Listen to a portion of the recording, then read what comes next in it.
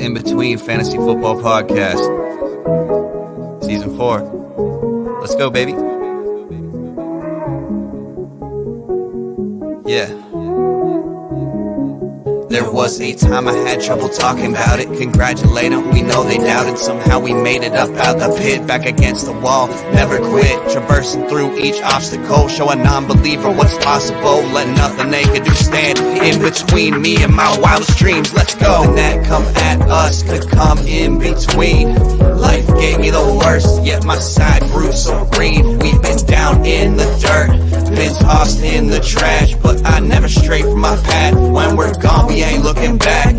Maybe we were all way too high. Maybe that's our fault. It's going to be a crazy time, but it's going to be a fun time. Life is boring if you don't take some chances and do some things outside the box. Your destination for both some feel-good lifestyle advice and some fantasy football advice.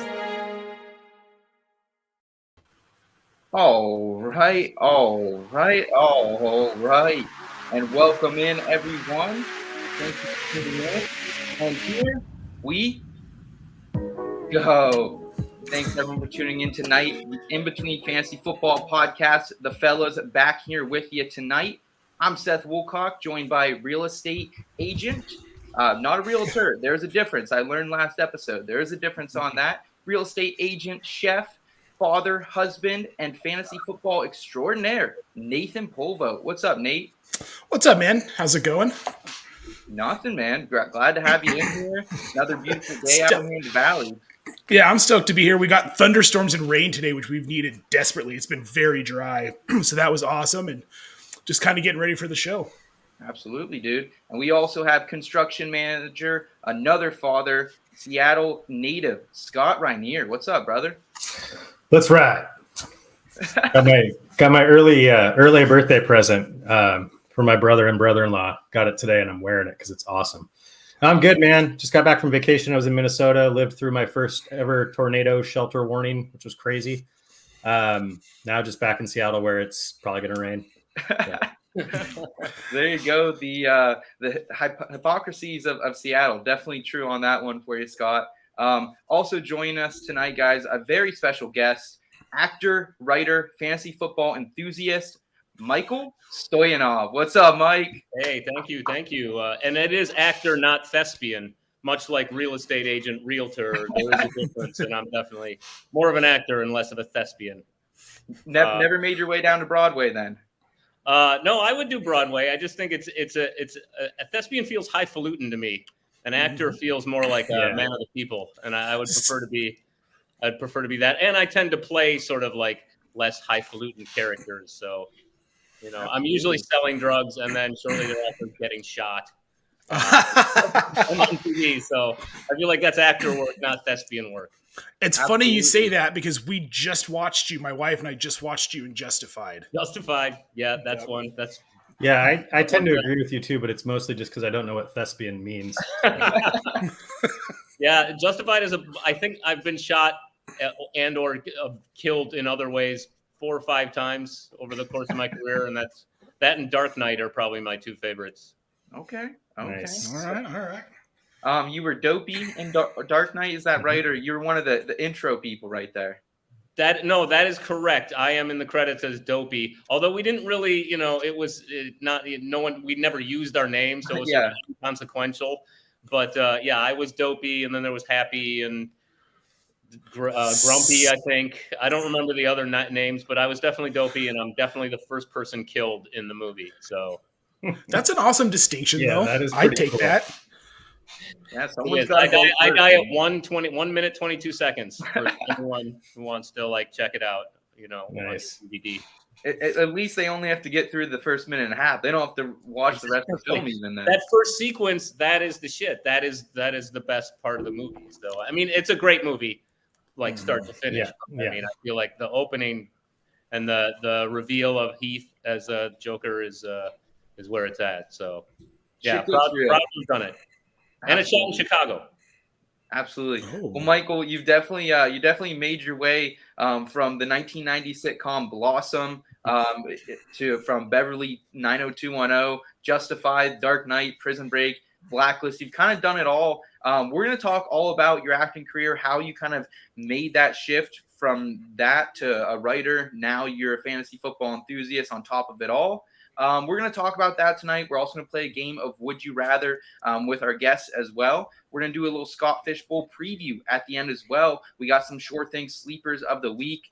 Nate's going to like mine for once, and I think I'm going to like Nate's for once. So that's exciting, very exciting.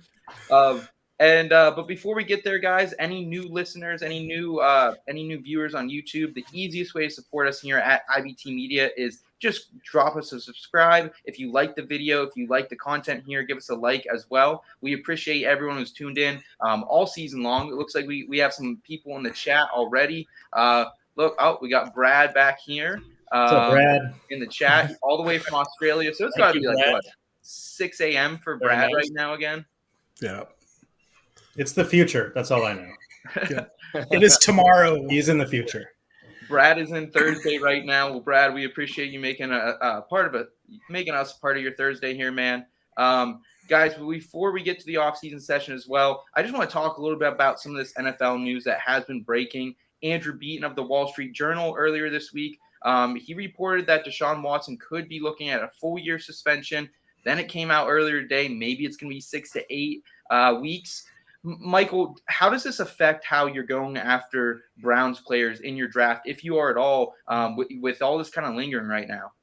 I mean, I would say it affects the team very poorly, obviously. They have – the Baker doesn't want to play there. Apparently, there's locker room issues, even if they do. I don't know if you saw the interview yesterday where he was like, well, they would have to extend an olive branch or whatever. Yeah. So we kind of opened the door, but I'm not even sure – that is the way they want to go or they're going to go. And I have no confidence in Brissett. I don't think the receiving core, even, with Dan Marino was going to be particularly good. So I think it'll probably be a year for their running backs. And what about the rumor that they might try and get someone like Jimmy G? Like that's a Band-Aid. That's a hell of a lot more optimistic for me than going with Brissett all year or even for 8 weeks. So I don't know. I think that it's a bad problem for them and their playoff hopes. On top of it all, and just to finish up, they play in a really difficult division. So I don't know. I don't have a lot of confidence in that team this year. I don't think. Nate, you've been drafting. The only Brown I've been seeing you going after in mock drafts the last couple weeks has been Nick Chubb. Does he kind of get an uptick for you? Because he definitely does for me if it is Brissett under center and not Deshaun Watson. Well, I mean, definitely, because Brissett's typically a low-volume passer.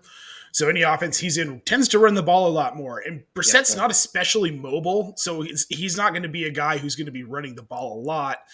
They're going to lean on Chubb, and they're going to lean on Hunt in the short passing game more, probably. So Chubb's really the guy I want. I don't know how much Kareem Hunt's going to really be involved, but I feel like Chubb's going to be a guy who's going to get 20 to 25 carries a game.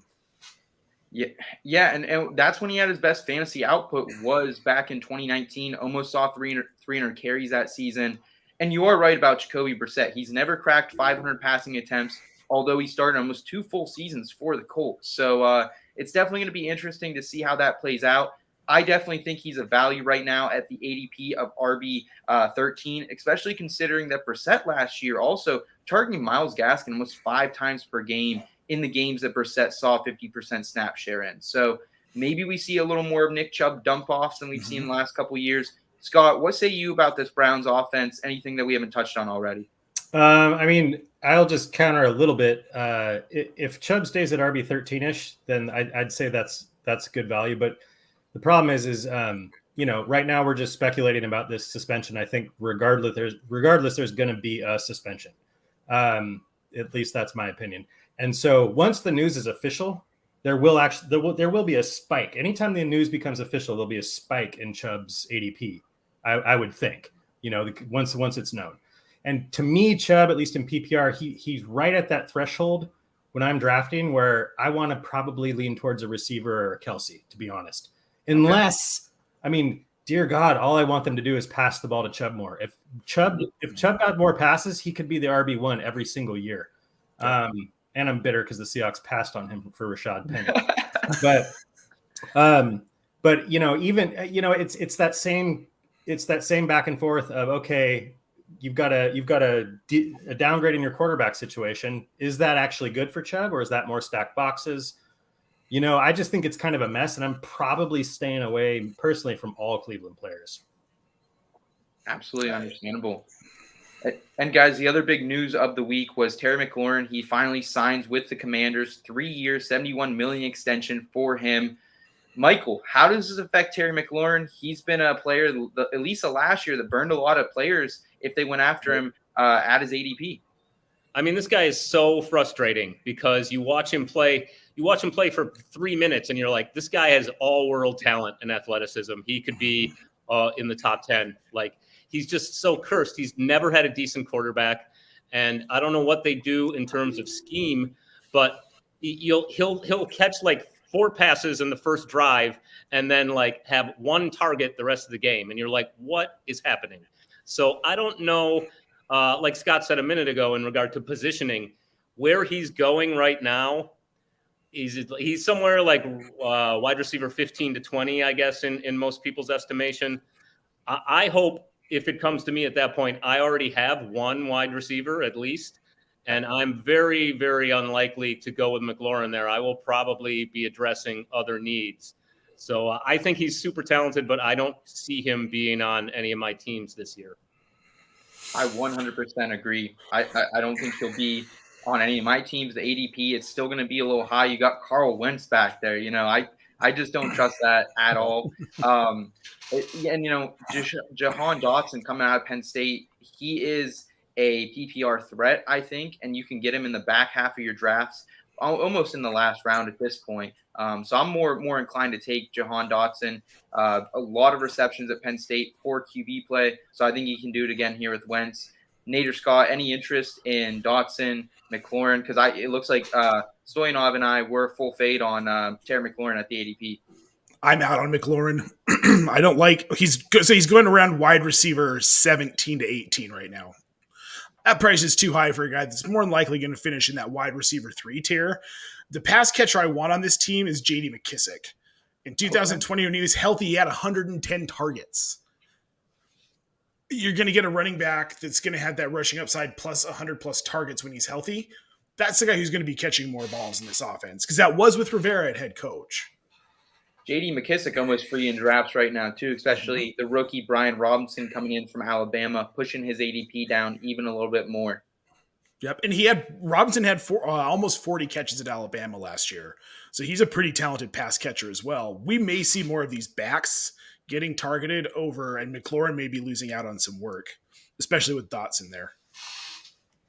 I like this talk because I still like Gibson. I mean, I think Gibson where he's going right now this year, I think he's definitely represents more value than McLaurin right now in underdog in various places. Like, I'm like stupefied that he's sitting there. I'm like, how is this possible? Gibson's getting faded into very high value territory. I think that's a mistake. I mean, it's like the Commanders are the first team to ever have a running back behind their 1 in Brian Robinson. It's like, oh my gosh, the Commanders are doing this new thing where they draft a rookie and they don't just have 1 primary back. Oh yeah, so are like 28 other teams. Right. The fade is just, it's too much. He was 4th in the league in carries last year. Everybody thinks he had just this atrocious year. I mean, he got utilized. He was sneaky, statistically strong. Year, and I think it's a mistake. I think I'll put him on my team. I traded for him in a dynasty league before the NFL draft. And so I have to prop him up, Like, that has to work out for me. You're his hype man now. I'm actually I'm also higher, I think, than the group on McLaurin, to be honest. He's still the Commanders' wide receiver 1. I really like Dotson. I'll take him at the end of redraft drafts and put him on my bench all day long. But McLaurin is the wide receiver 1. I'm not getting cute on that. Last year he was averaging wide receiver 1 numbers per game, and then the Commanders' quarterback situation fell off a cliff.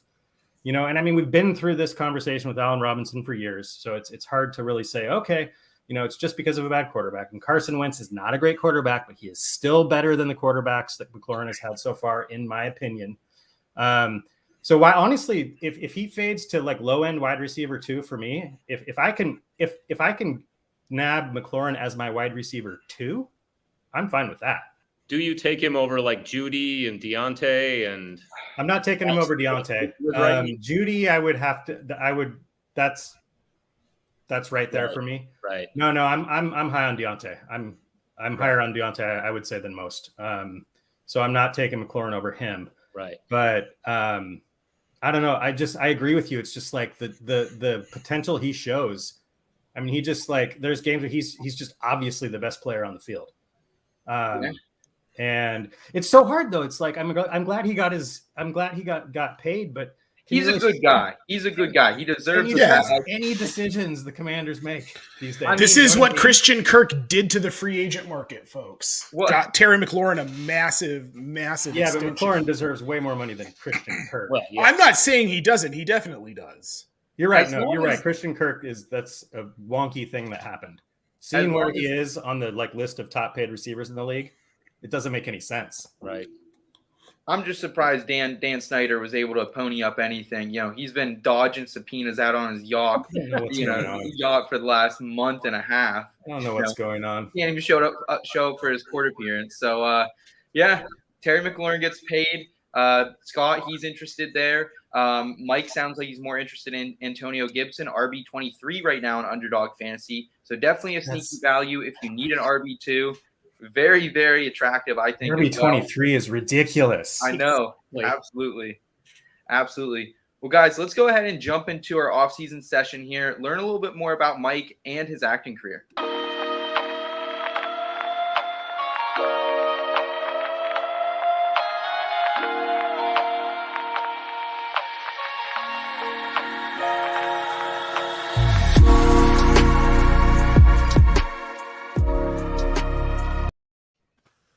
All right, Mike. So you kind of got to live through an awesome point in life, I think. The 1970s. I think you were born in 1970, 1969. Yeah, so it's 669 thereabouts. Okay. The internet says a variety of things, but we'll go thereabouts. 69. Okay, that's the most accurate. All right, and the biography said Chicago. Is that where you were born? Is that where you grew up at all, or am I getting bad intel there? I was born in Rockford, Illinois, which is about 80 miles north.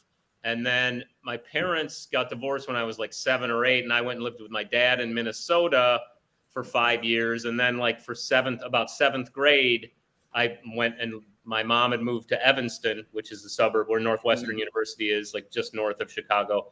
And I went and lived with her for middle school and high school and then part of college. And then I went to LA. So somewhat true. Okay. And what was it like growing up in that area of the country at that time?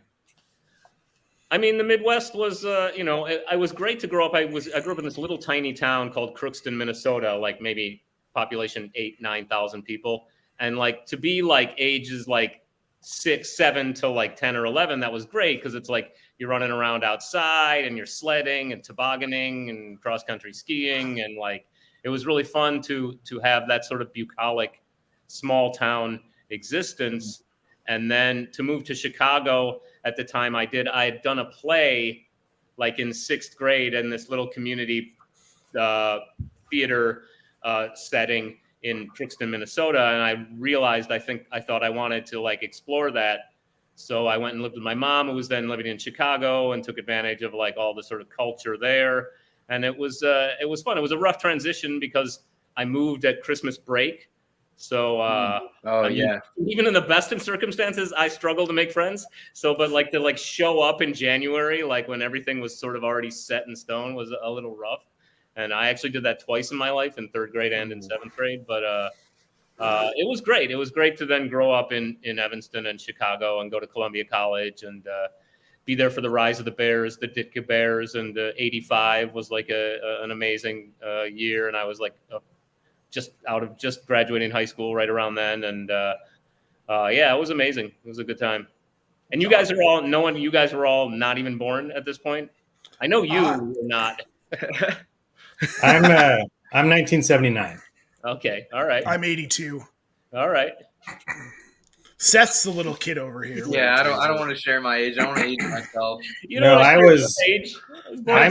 was the perfect age to absolutely love most of the shows you've been in. Oh, that's awesome. You know what I mean? Like, great. Blossom, 90210, like those were my shows at that age. Like that's what I was watching, you know? Very much appreciated. Always great to hear from a fan. Yeah. I'm glad you enjoyed the show.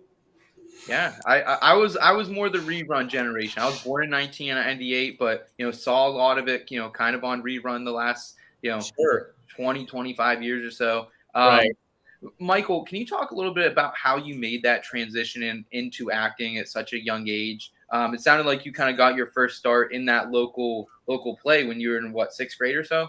Yeah, exactly. I was around there, 7th grade, and I went and I did this little community show, and it was a comedy. And I remember like the opening night, I was I said my like first line, my first like funny line, and got this like big laugh, and like as soon as that happened, I was like, I want to do this. This is great. Okay. This feels amazing. So I knew that like I wanted to entertain from that moment on, and the one thing just led to another, and I went and I studied all through high school, and I don't know if you know who Jeremy Piven is. His parents had a really famous like children's theater improv program in Evanston, and I took that for a couple of years. And I did the Second City training, and I did the Improv Olympic, which was on the rise at that point. And then, I was lucky enough to work. I did like a commercial, and then I did an episode of TJ Hooker where they came to Chicago. And I have Shatner stories that are mind blowing. He didn't know his lines, but he's a super consummate professional, but didn't know his lines. But still, he made it anyway. And he had a perm back then. That was the first time I got shot and killed on TV. And I did some other stuff. And there was a show called Crime Story that Dennis Farina starred in like the 80s. And it sort of set me up with a nice little platform to get to LA, which then happened in like the late 80s, early 90s. And I was really, really fortunate, like blessed truly to like have the success I did. And like things just like, I'm always conscious of like what an amazing amount of good fortune I've had just to be able to do this for a living.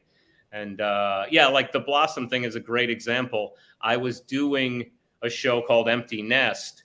They'd cast me, and that was the same producers as Blossom. And they couldn't help notice that there was a resemblance between me and Mayim. And so they brought me in, and it was like just sort of like that sort of like fortuitousness, that good luck, basically. Mm-hmm. And you definitely need that, like no matter how talented or driven you are. I think the same is true. Just talking about McLaurin, for example, you need a certain amount of luck is absolutely necessary to like really achieve at the highest levels. So like, I feel super fortunate to be an actor and a writer, and And Michael, what was it like, man? Just like playing Tony Russo, the oldest brother there. It's a great story, and I feel like Blossom is one of those shows. At least I thought for the 1990s. I mean, the pilot comes in, and the first conversation I think you hear about is sex. Right? So it's definitely a little edgier for the time, I thought. Well, I think the second episode we ever did was called Blossom Blossoms, and it's about her getting her first period. So like that was pretty groundbreaking for a sitcom starring like a 13-year-old girl. Yeah. But I think the popularity really redounds to Mayim's incredible ability and her talent and her sort of charm and just the magnetic appeal that she's always had. And Joey, who was so popular with he was like the Tom Holland of that moment. Like, girls that age, just like he walked on water. It was amazing. And it was good luck for us. So, and then the chemistry of the rest of the cast, we were all, I feel like, myself excluded, like everyone was super talented and like everyone really liked each other. And we just caught a break like that, because it was in regard to me, it was, I went from like, not like little tiny parts in Chicago on little shows and movies to like guest star parts to like being a series regular. And like, it was on a show that went for 5 years. And that's super rare to like the first pilot you do to like turn into a series. Like back then, like they do 100 pilots and like 5 or maybe 10 of them would get episode orders. So I was, again, super lucky, and it was really an amazing ride for sure. What was it? So real quick. So I've made it very clear, open and honest publicly. I'm a recovering drug addict. Right. So I mean, obviously, like I have a connection to the character you play. Not when I was watching it as a kid. I didn't know I was a drug addict yet. Thank God. But, that's good. Yeah. Right. But looking back, like, you know, where did that character come from? What was it like to play that role? That was the producer and creator, Don Rio. He had some experience, I believe, in that world, but he had a lot of friends, and one in particular who he told me he sort of based the character on. And again, one of the like nicest feelings is like over all these years and decades, really, I get people reaching out and saying like, wow, your character in particular really helped me, or really, and I really appreciate that. And it was definitely like, I was the sort of one to the very special episodes were always sort of delegated to me because the character was in AA, and like we did a relapse episode, and we did an episode where like a friend like ODs, and like really like heavy stuff, again, for a sitcom generally sort of skewed for younger people. But that was it was great to be a sort of groundbreaking character like that. Yeah, because I mean, you don't know, like I said, you don't really notice it at the time when you're watching the shows as they come out. But looking back, for the time frame it came out, it was a pretty pioneering subject matter. I mean, the only other show I can think of at that time that went to that place was Growing Pains, when there was a character that died in a drunk driving accident. Right. You know, and I remember how, like, as a kid, that just seemed like, whoa. But yeah, anyway, I mean, like, just, you know, I'm one of those recovering addicts that's super appreciative of that. You know, I'm a big, huge TV movie guy. So like, it is what it is. But like, but yeah, I mean, just like, I'm drawn to those types of characters. So. Well, I definitely appreciate it. I really do. And what do you think made like you kind of touched on it a little bit, but what do you think made that show successful? Was it, obviously you said the lead was very strong in that, and just the overall chemistry of it as well? I think, again, it was we did a lot of things that were like out of the norm. Like, another thing besides my character, I ended up in an interracial marriage, which was not it wasn't the first time ever, but it was certainly not like very common. In the pilot episode, it was like a traditional family with a mom and a dad. But then for the series, they went with a single dad, which was another sort of interesting dynamic. So beyond the sort of, we were blessed to have a lot of really talented people and like really funny people and great writers. The things they did with the show were also sort of provided a level of intrigue and interest, I think, that really caught on with people. So it was more relatable to real life. I mean, Full House, nobody's life was like that. Not one person. Yeah. But then Blossom is like, okay, these are things that normal people go through. Right. I agree. And I think that like Joey notwithstanding, the kid was beautiful, but like Maya and me, we look like real people. Mm-hmm. We were not like sort of plasticky, two-dimensional, like, and again, nothing against being really right. ridiculously good. Yeah, I fired at Joey. It's just, again, it was a little bit unique because I wouldn't say it was all the way to sort of like a soap opera world where everyone is like, just gorgeous, but like most of TV and in most sitcoms, everyone was like really, really sort of traditionally, classically good looking. And like, I think that it was interesting. I think people could look at Mayim and more readily, young people could more readily be like, that's me, that could be me, that, you know what I mean? A lot. And so she resonated with her generation of girls and then later women in a way that like made the show more popular. Awesome. And how old were you when you started playing that role? 20-ish. Okay. So you're out in Hollywood, I imagine by yourself. I imagine your parents didn't go out there with you. That is correct.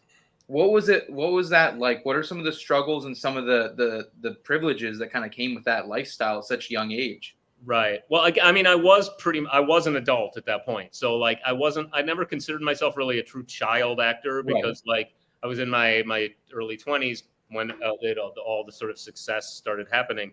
But I mean, it was fun, to be young and like living in LA and like having things go well. And like, yeah, it was a great time. And yeah, I don't know how much more I can elaborate, on this PG rated show. Oh, we're PG-13. I think we are. Have you ever seen Boogie Nights? It was a lot like that. No, I'm kidding. Apparently, no one here has seen Boogie Nights. Oh, I have seen Boogie Nights. It was my old roommate's favorite movie. I swear he watched it like 3 times a week. It's a good movie. It's a good movie. A lot of Boogie Nights. But no, I never went to a party like that. My life was not like Boogie Nights. I don't want to get angry tweets and emails and anything else. That was a joke. Yeah. But it was really fun to be a kid from the Midwest and then go to Hollywood and have like any success at all. And like, so yeah, it was thrilling for sure. So I'm a comedy guy. My wife and I are big comedy people. It's the main focus of our viewing most of the time. Nice. So for me, this is kind of the coolest thing I feel like you ever did. I'm most envious. You quit Blossom to go write for Conan O'Brien. That is true. Wow. Why did you make that decision before the show was over? And I'm just curious. I think it was the best decision, but I'm just curious. Well, there was the end goal, which I never actually got to, was for my generation and coming out of Chicago and training in Second City, and like we all loved Monty Python, and then we all loved Kids in the Hall, and the dream. Like I went to college with Andy Dick, and before he crazy, and a bunch of other really talented sort of like sketch comedy type people, and like the dream was to have like a Kids in the Hall type like sketch show. So like I was interested in writing to that end, and like my friend Dino Stamatopoulos had found success as a writer. He wrote on the Ben Stiller Show, and that even though it was only a half season, it won an Emmy. And then he ended up on Conan O'Brien, and that was sort of, he got my submission packet read, and then I ended up working at Conan. And like, yeah, as great as it was being on Blossom, it had sort of like, it had come to a head for a variety of reasons. And then I feel like the story, my character had sort of played itself out. And then I'd had this offer in New York from Conan to like come do this. And I thought this was not the next step. And so like, that's sort of like what went into that decision. And though we didn't ever get to like have a sketch comedy show with like my 4 best friends from college or from Chicago, the sketch comedy scene, I ended up writing on Mad TV and Mr. Show and a couple other things that I'm really proud of. And so I don't know that it was the smartest thing like overall for my career, but I don't really regret it. I don't think. Mm-hmm. It's hard to look back and like make that call, but so I have to ask, did you ever get to work with Maynard on Mr. Show? Maynard? No, I don't think so. That show I only did for one cycle, which for writers is 13 weeks. And then I ended up I had an offer to go back and do more acting, which I took. And I really don't like, to this day, I'm more than willing to sort of, if asked, I didn't really have much of an impact on the season that I worked on the show. I mean, that show was filled with super talented people, top to bottom, writers and actors. You know, Bob and David are amazing, and Paul F. Tompkins, who as a comedy person, I'm sure you know, and Brian Posehn, and again, Dino Stamatopoulos, and just really, really talented people. And it was a great experience, but I didn't really leave my mark on that show per se. So no, I did not work with Maynard. Yeah, I have to say, just to be a fanboy real quick. Like I was saying before, like the shows you were acting on, just like just the timing of it, you know, but the comedy you were involved with too, because I concur. I mean, Conan O'Brien to me is maybe the funniest person on the planet. And I've loved everything he's done, basically his whole career, to including his podcast now. I listen to every single episode. And so the fact that you got to work on that show, and then Mad TV too. I mean, Mad TV, like that again, based on where I was mentally in my mind, because I'm a huge comedy guy. Right. I deflect all my stress and everything with comedy. Yeah, it does. So It's a great tool you for know, that. Mad TV was another one where it was just like right when I needed to be watching exactly that. I mean, I've been super lucky to work with incredibly talented people. The Conan arc of my career arc is interesting in that respect because, like, Louis C.K. was a writer there. Robert Smigel, who's literally a legend. I don't know, you know, he does Triumph. He created Triumph and Saturday TV Funhouse. The super fans, the Bears. Like, he was a force on SNL, and then he basically set the tone for Conan. Although he worked a few years. Then I went and worked with them all again. Louis was my boss, Louis C.K., on the Dana Carvey show. Charlie Kaufman was a writer on that show. Jesus. He's an Academy Award winner. He wrote Adaptation, and he wrote Being John Malkovich. What's his name? He created Kimmy Schmidt with Ellie Kemper. Carell and Colbert, it was like their first job. They're both were in the writing room a lot because they were out of Chicago and they were talented in that respect as well. And yeah, I really, again, have been super lucky just to work with amazing. And I almost forgot to mention Dana Carvey, the Dana Carvey show, but like, you know, just really like I sit at the feet of these people and like, you know, because I just think they're all so amazingly talented. So again, I've had a great run and I've been really lucky to work on the jobs. Yeah, that's so awesome. All these people, everybody you just mentioned, are like legendary to me. Yeah. So, I mean, it's just so cool. So cool. It's no, what am I even doing there? It's like, I mean, it's nuts how amazing all those people are. Mike, what was your favorite role then after Blossom that you got into, you know, within the last 25 years or so?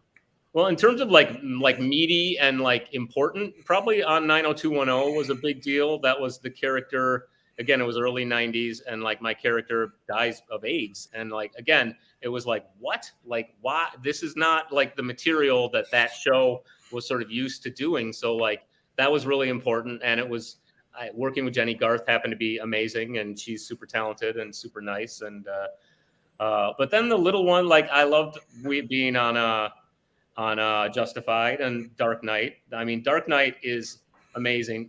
First of all, because I still to this day get paid for that. Nice. On residual, just because it's like one of the world's most popular movies. So that's, if you can ever be in one of the world's most popular movie, even if you get shot 1 minute and 22 seconds in, I recommend it. It's Hold on, let me write that down real quick. Good career move. Trust me. I was going to say something else. We created a show out of improv, and we did it at the HBO Workspace, and it became a movie called Space Station 76 with Patrick Wilson, and I play a robot. I do the voice of a robot in it, and that's a little sleeper credit of mine that I really enjoyed. It debuted at South by Southwest. It's called Space Station 76. It's a really interesting little dark sci-fi comedy, and it's definitely worth looking at if you can find it. Speaking of voiceover, I noticed you got into the gaming world as well. I did. Red Dead Redemption 2. I do. You can shoot me dead. In Red Dead Redemption 2. If anyone, I play one of the merchant brood, which were sort of like inbred hillbilly types, and we'll like, you know how that game is like, you'll come across people and you're not sure if they're shady or not, but it's a video game and you've got a gun, so usually they're shady. So we're definitely that's a credit I did, and that was fun because we didn't just do the voices, we did the motion capture, the mocap. Oh wow! Oh, that's cool. On the suit with a million different like sensors, and then you run around, and like I was the smallest guy, so they used me like for 4 days just as like a dead body. Not the most glamorous of work, but it still was really fun. It was just a fun video games sure have changed, haven't they? They definitely have. Like I remember Pong. You don't. Oh, yeah. You up there don't even. Well, I started with Atari, like Jungle Hunt, Cubert, Atari. I remember seeing Space Invaders like in restaurants and being like, change the world, and it did. It did. Oh wait, let's just. Oh, that's interesting. Wow, that's really cool, Joey. I did not know that. Yeah, Space Station 76, everyone. Patrick Wilson, Liv Tyler. There's a lot of talented people in it. It's a really good movie. Matt Bomer, Jerry O'Connell. Wow. Huh? Yeah. There we go. There's a sports bringing it all back. Awesome. Love it. Yeah. But, Mike, so what does life look like today for you? It's 2022. Roughly 20 some years removed from Blossoms. What are you up to nowadays? What? What are you up to nowadays? Well, I still audition a lot, and I still work when I can, and I am in a really serious committed relationship, so that's takes up some time as it does. Yeah, so I mean, I'm still going out for stuff and still like acting, working. I worked on Billions. I forgot to mention that as a favorite role. I did like half dozen or so episodes of that show, and yeah, I'm in New York mostly, but then I go back to LA for the colder months if possible, because I mean, why not? So yeah, life is pretty much the same, although maybe just a touch quieter, slower, but that's fine. I'm an old man now. I'm an old wily old veteran. I don't need to show up for the OTAs. No. Yeah, there you go. The mini camp. I'm not for that. Yeah, absolutely. And Mike, how does fantasy football kind of fall into this? Because this has been an amazing journey to hear about. Where did fantasy football play a role? And it kind of led you to a place now where you're really kind of a voice in this community. That's really, really nice to hear. But I mean, for me, like, it was just, I was a sports fan, like, most kids, and especially football. And then, like, as I was becoming a young adult, there was like, hey, fantasy, this new thing, fantasy is, and literally when I started, it was like, touchdowns, like, it was all about who scored the most touchdowns. Mm-hmm. Like a game would like, oh, I won my game 43 to, 32. Mm-hmm. Like we didn't do any of and you had to like buy a USA. I remember getting a USA Today on Tuesday and poring over the stats and being like, calling the commissioner and being like, San Francisco had 4 sacks, not 3. Give me another point. Yeah, like, it's crazy. And like, yeah, it was just, I just think that like, it's so fun and it's so interesting and it's just a natural extension if you love football. I mean, really, if you love all the sports, but I really only play fantasy football. I mean, why wouldn't you like do this? Because it's just, and I think really the NFL, and I think they're aware of it, like how it's exploded their market, like for especially the second half of the season, where in the old days, pre-fantasy football, like half the country is starting to tune out. They're like, what do we care? My team is 1-7. Like, why? I don't even, and now like we're all millions and millions of us literally are invested all the way through. And it's like, it's a dream for them. It must be. And I mean, it's great for us too, because it's the most fun, I think. And there was a period, sorry, I'll just finish here. There was a period where like, I lost like my sort of hometown. Like I didn't really care about the Bears anymore because I only cared about my guys, my Sunday guys. And like, if I was going against a guy who had Bears, I didn't want the Bears to do well, but I've come back around and now I've found a way to like partition my heart out and like still love the Bears and still love the other teams that I love. And also my guys. So feel bad for you, man. Rough time to be a Bears fan. Oh man, it's always. I mean, there was one little like that's the story of Chicago. Like again, we had Jordan, and like that was like a dominant semi era. But like even them, like now they can't figure out how they can't put it together. So that's the plight of the Chicago sports fan. So we're used to it. No, that's a great point you bring up about the market explosion, because I mean, it's for me too. It's like, before I started playing fantasy football, I mean, I'm not watching a Jags-Jets game in week 16. Right. Now I am. Yeah, exactly. You know what I mean? I got points to score. You do. You're going to probably have ATM this year. Oh, that's so funny that you knock it out.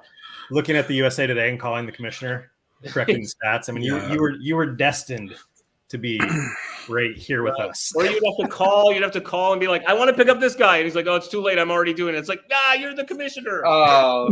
Like there was no waivers. It was the Wild West. Man, to be a commissioner back then. Wow.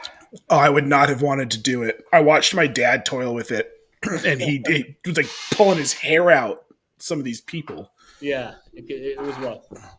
Thank God for the internet. I mean, I'm on more than just this one ancillary level. The internet is great for a number of reasons.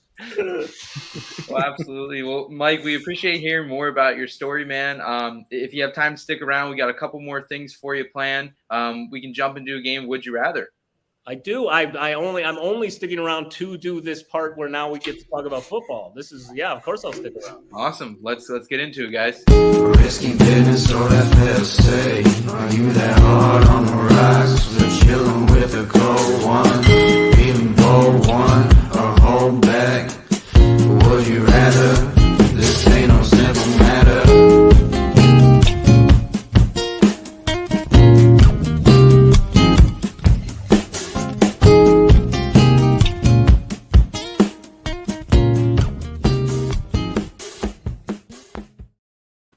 All right, everyone. You know the game Would You Rather. It combines two things we talk about here at In Between Media the most, fantasy football and lifestyle. So let's start you up here, Mike, with a question it's kind of been hitting the Twitter waves a little bit. I don't really know what really the public's opinion is on it, but would you rather draft Kyler Murray or Jalen Hurts at their current ADP? Right now on Underdog, you got Kyler Murray QB4, Jalen Hurts QB5.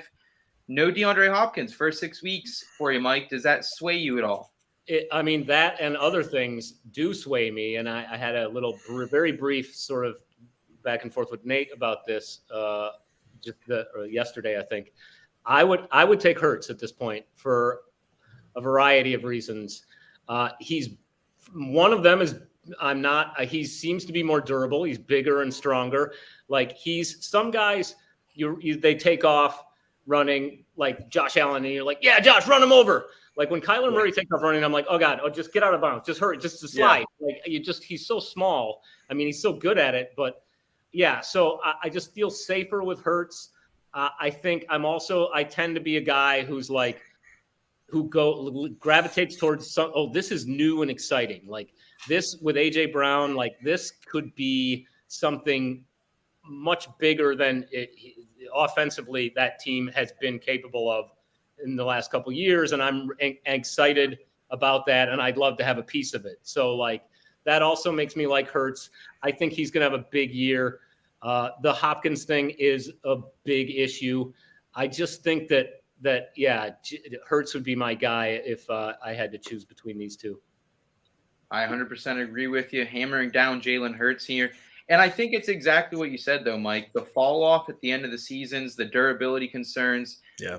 And, I think at the end of the day, I do want a piece of Jalen Hurts because I think he has QB1 upside, while I think Kyler Murray, you're kind of tapped somewhere in that mid QB1 range if everything goes right. And he hasn't been a league winner.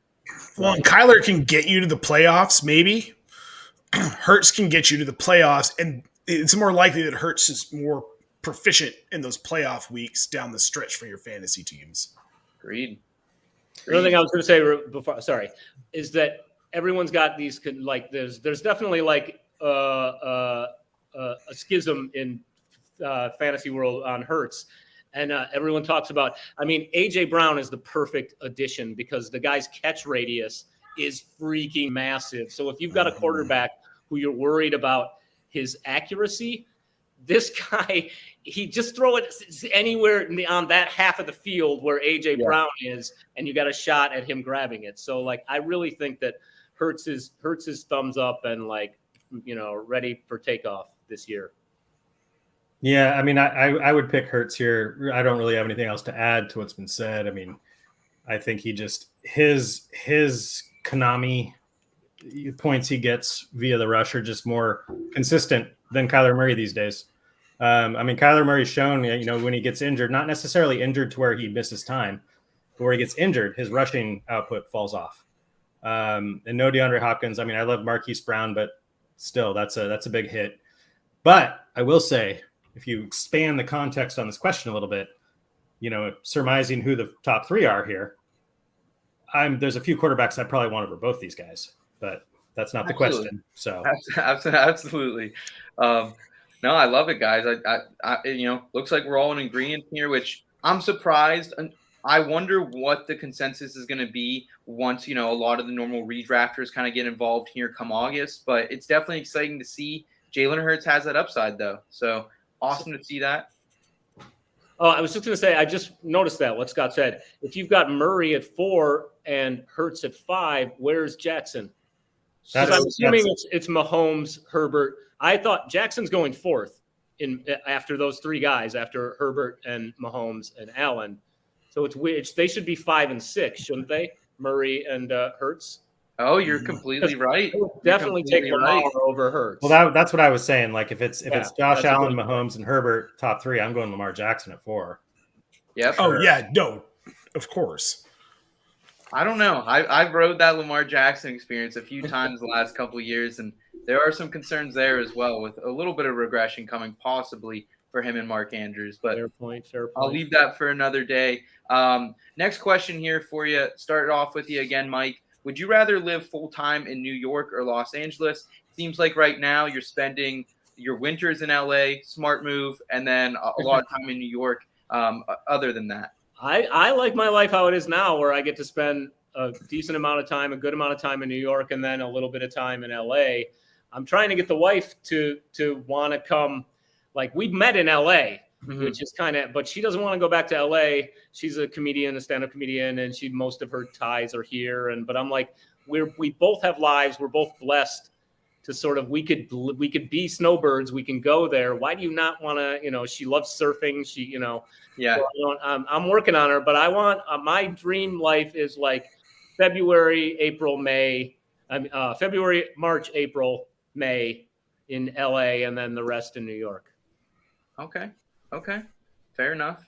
Nate, Scott, any input? New York, LA here? I mean, if it's living full time, like I'm West Coast for life, basically. So I'm going to pick LA. I love New York. I've spent a few, I've taken a few trips to New York and I loved it. And I mean, I don't particularly love Los Angeles necessarily, but I'm a West Coast kid. So even Pacific Northwest counts. Okay. West Coast kid. It does. I'm just this is going to surprise you guys, because you know that we're looking at moving to a warmer climate than Denver because we're tired of snow. That said, I'd rather live in New York than LA. New York's just an incredible city, the food, the culture, and it's like a 3-hour train ride from my most favorite city on the entire planet, which you might notice outside of Denver, which is Boston. So that's where my girlfriend's from. Funny. Okay. Question here. It's follow-up question on this question. Do we have to root for the sports teams in said place? That will affect. Then it's LA for sure. No. Well, then I can't move to New. Well, I guess I could be a Mets fan. You could be a frisky Jets fan, Nate. It's all right. I will never be a Jets fan. Seth, stop. And in Boston, he's a Patriots guy. On the East Coast. Yeah, I mean, I could do Patriots now. You do love Mac Jones, Nate. I love Matt. And Ramondre. I think Frisky Jets fan could be a Wu-Tang name. I don't hate it. For me, guys, I can't make this decision. I've never been to LA. All I'll say is there are some pockets of New York City that are lovely. Mike, have you ever been to Astoria, Queens? Yeah. I love that place. That's my little nook there. That's nice. It's a nice little enclave, little neighborhood for sure. I don't have a lot of Queens experience. Mostly it's like on the way to either LaGuardia or JFK. We're like, oh, there's okay. But I mean, yeah, I've been there a little bit. Pretty much a Manhattan person. Manhattan. We lived in the Bronx for a while, actually, right by Yankee. And I lived in Williamsburg and Brooklyn and the East Village. And yeah, I've lived all over the 5 boroughs, but mostly Manhattan. Yeah. Awesome. Next question here for you guys. Would you rather go no RB in the first 2 rounds of drafts this season, or no wide receivers in the first 2 rounds of drafts this season? RBs have been banged up the last couple of years. You got a really loaded wide receiver class at the top there: Cooper Kupp, Justin Jefferson, Jamar Chase. Go down the list: Devontae Adams, Tyreek, AJ Brown. Scott, I want to start with you here, man. You normally don't like to fade RBs too heavily. Yeah, but I've been learning my lesson over time. This would hinge greatly on which pick I had, but in a vacuum, like these days, especially in any kind of PPR format, I don't want to leave the first 2 rounds without a receiver. That's where I'm probably going. Agreed. Mike? I mean, again, as a traditionalist and an originalist and a longtime player, it was always running back. And I still feel that pull. And I feel like I just think it's harder to find a running back. You know what I mean? Like I can't imagine leaving running back to round 3 or 4, as good as the wide receiver crop is, because I feel like, look at Cooper Kupp.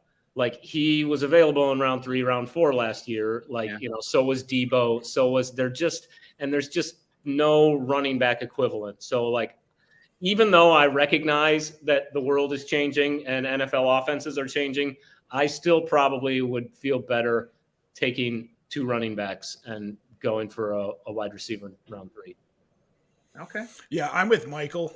Unless there's a guy like Jamar Chase at the 210 that I just simply cannot pass up getting him that late, I'm going 2 running backs or a quarterback running back if it's super flex. All right. Yeah, I mean, based on this question is why I answered the way, but the way I'm typically going is, I guess, what you would call anchor or hero RB, where I want 1 stud running back in the first 2. Yeah. But it's typically also followed up with a receiver. But I was that way for a long time. Like I would get sweaty if I didn't have my running back situation wasn't good enough. Yeah. But I've started to see the light on some of these receivers in PPR. So awesome. Well, guys, Chase was another one. Speaking, Chase was available in round 3 last year too. Like I just think that, they're just there. They're just there in a way that running backs aren't. Like, So, and I agree with you. I'm first on my 10-team 2 QB home league, and like I cannot wait to get Taylor and then 2 quarterbacks. Yeah. Return just because like I got burned in this league. You got to have quarterbacks because the scoring is so skewed. And I finally figured that out. And I'm like, I'm going to have Taylor and the 2 best available QBs at the beginning of round 3. Can't wait. Don't tell anyone. In fact, you cannot put this podcast out until. That's fair. That's fair. A little late being live there, but hopefully none of the league mates are watching tonight. I don't understand how the internet works, so I don't know. Guys, let's go ahead and round it out tonight with a little bit of SBX discussion in Sure Thing Sleepers of the Week. It's the Sure Thing. Sleepers of the Week.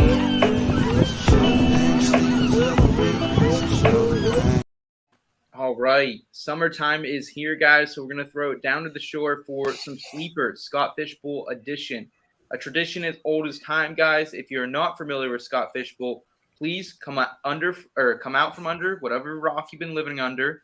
The draft is almost here. I think it's July 10th this year. So a great charity event hosted by Scott Fish. And we thank him very much here at IBT for his efforts. And I think everyone does in the fantasy football community as well. And it's an amazing event, goes towards Fantasy Cares, Toys for Tots. Every year they've been raising hundreds of thousands of dollars. So it's just a blessing to be a part of it once again here. But guys, I want to talk a little bit about strategy for it this year. A couple changes. It's still very similar to how it's been in past seasons. The one big thing is QBs. The completions now are worth 0.5 and completions are worth -1. Before that was always flipped. So now the accuracy is going to matter even more with your quarterbacks. We'll talk about sleepers that maybe can help that issue there. And then the kickers are a little bit different too. You can now play on sleeper. Scott's kind of made that an option for you. If you're playing on sleeper, you have to have a kicker right now in your roster somewhere. So just so you're aware of that. I'm not sure if they have to be started or not. That wasn't really clear. And then kickers now are going to be a little more valuable though. One more kicker point for the makes and no points subtracted for the misses, which I think is really going to even it out because in a lot of leagues last year, in the Scott Fish Bowl, people weren't really playing kickers by week 5. So there's no kicker slot? Like there's no dedicated kicker position? You can flex a kicker, but you don't have to. On Sleeper, there is a dedicated slot. I believe, Okay. though. Sleeper, there is a dedicated slot that you will have to start one kicker. Oh, okay. But not on MFL. Yeah, MFL, you can flex them over another flex-worthy player. Well, another thing that's notable, though, is that it's 1/10 of a point per yard of a field goal made. So if you hit your kicker, if you've got a guy like Justin Tucker who's hitting 40, 45, and 50 yards in one game, you're getting almost 25 points out of your kicker. So wait, it's his fractional kicker scoring is what you're saying. Fractional kicker Yeah, scoring. the way it should have always been. Like a 49-yarder should be 4.9 points, not 4. Plus, then you'll get the additional 1 point because they For a made the kick. field Yeah. goal. Wow. So a little bit different. Mike, you interested in any kickers this year?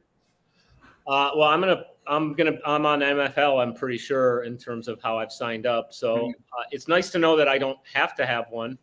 I generally in leagues where I have them, I stream, and I don't really think too hard on it. So so probably not super interested in kicker. Although this is a wrinkle with how much they can score. Red Bolt. Kickers are people too. Remember the Adam Sandler thing about the kicker, the lonely kicker? No. No? Oh, you got to look it up. You got to YouTube it. Adam Sandler, the lonely kicker, right? Okay. Jen is so embarrassed of me right now. Mike, what division you in, man? I'm in the Gotham City division. I actually requested it because of my lineage, my pedigree. There you go. So I'll probably like the movie, I'll be the first eliminated. It's probably a poor decision on my part. I gotta say, man, I do this silly YouTube series for In Between Media where I combine pop culture and football. Your ability to transition and connect football with during this podcast has been veteran level. Just saying. Absolutely. I really appreciate it, Scott. Thank you very much. High praise. So, Mike, do you have any sleepers that you're going to be targeting in Scott Fishbowl this year, regardless of position here? Well, I was going to say you guys, I think, are all doing QBs just on the notes. I noticed, and I would say because you guys didn't pick him, I think Goff has some upside. I think that offense is going to be better if Swift plays all year. He should catch 100 or so passes. I just think that's. But I thought that I'd go a different way. Because it's tight end premium, I think David Njoku is intriguing because they gave him a shit ton of money, first of all, and they cut Hooper. So they don't have anyone behind him. So and as we talked about previously, without Watson, they're probably not going to have someone terribly comfortable throwing the ball downfield. But like Nate said earlier, they're probably going to do a lot of short passing. He's certainly talented.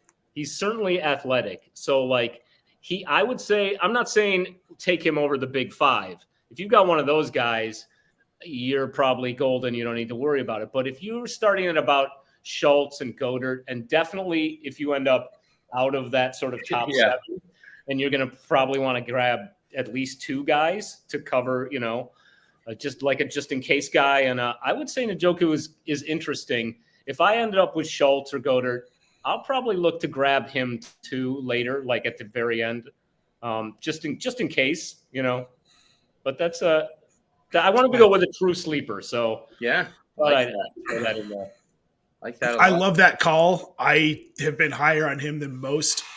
I think he has the potential to finish in that top 5. Ooh, easy. Pump the brakes. I already put it out. I already wrote about it, Seth. You can't stop this train. I'm not saying I think it's inevitable, but I think that there's a chance that he's someone that could have a big enough season that he could finish in that top 5. Well, he better. And that's not like a real high ceiling if we're talking about it with tight ends. Right. Who's he beating out? Mike Gesicki? All right, Penn State alum. Easy there in the Nittany Lion friends. Come on. Do you guys want to see Seth react to something real quick?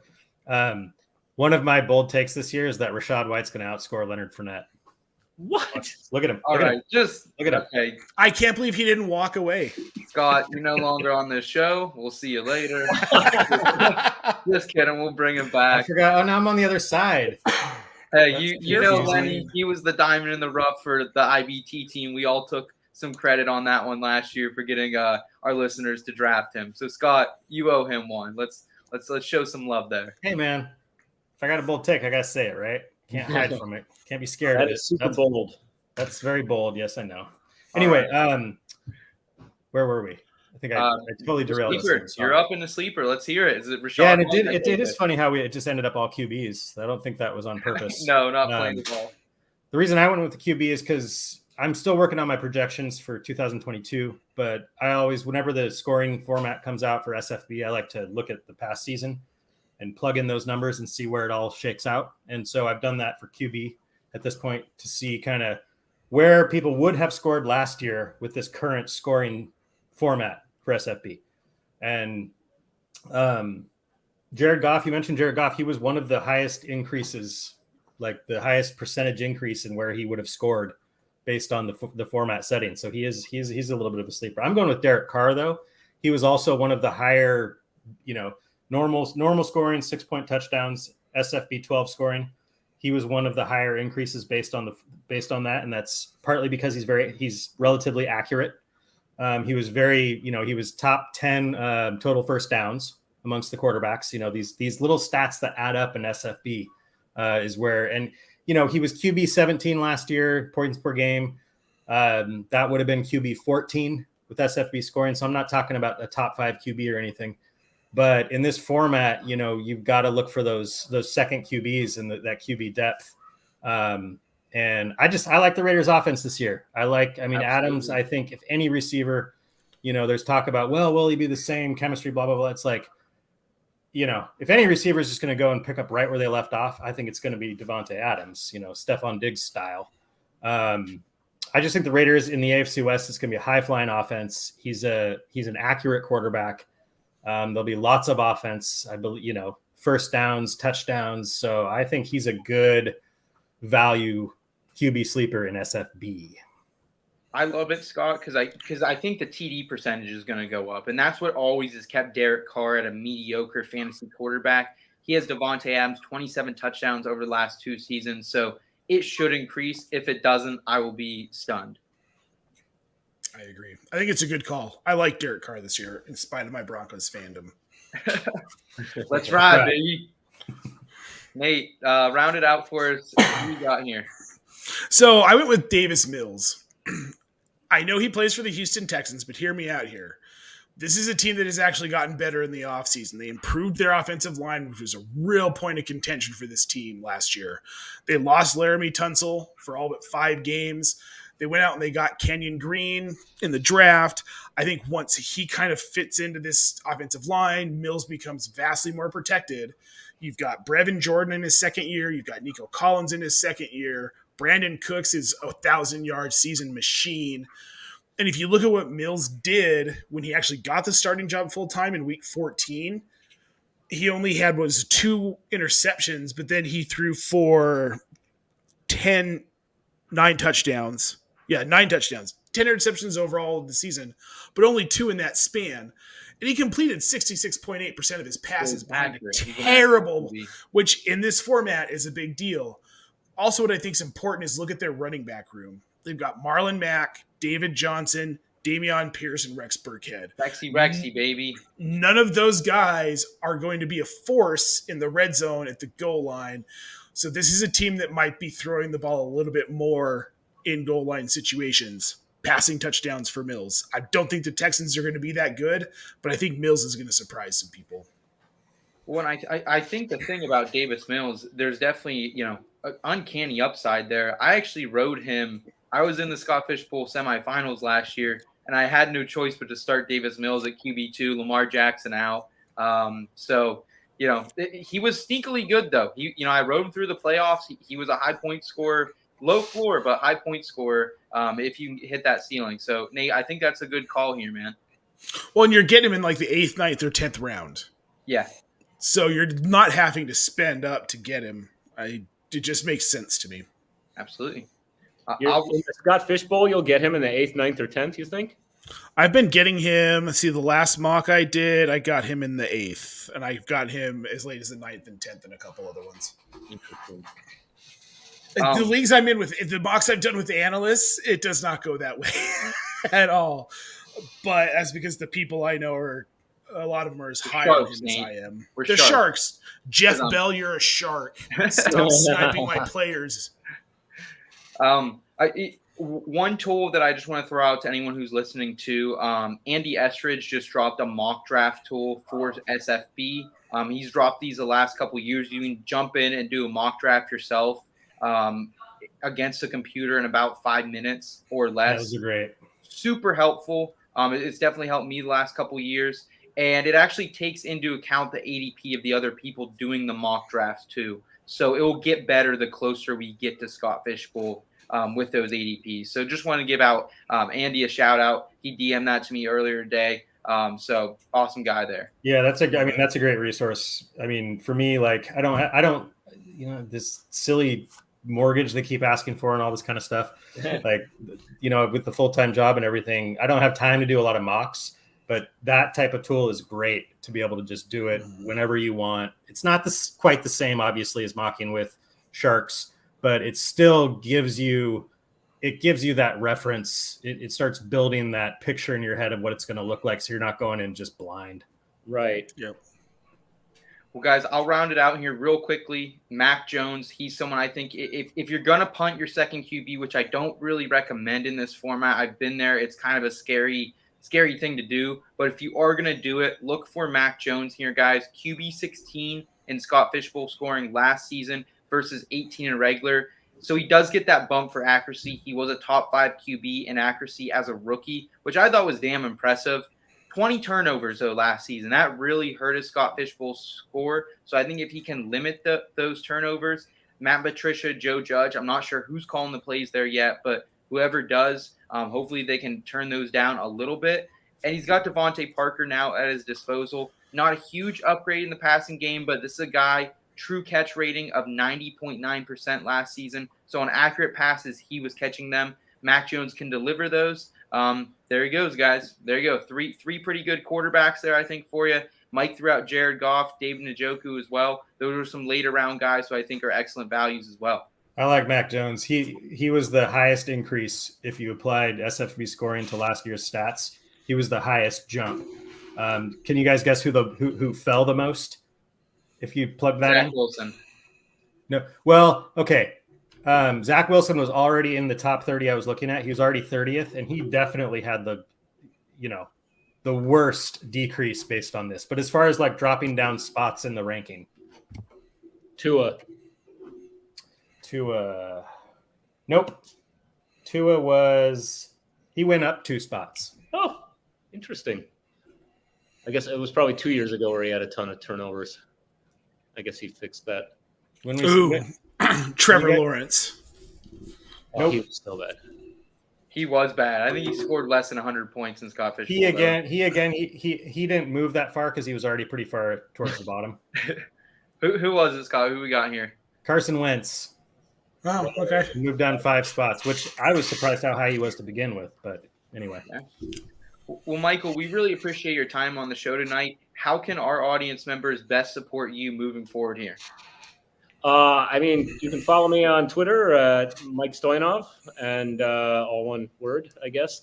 I had a great time. Thank you so much for having me. This was super fun, and anytime. I had a great time. Yeah, thanks for for a kid who grew up in the 90s, this was pretty freaking cool. Yeah, so. Absolutely. I told my brother-in-law a sitcom in the 90s. I appreciate that. I told my brother-in-law, one of the people who got me this, what I was doing tonight. He was quite jealous.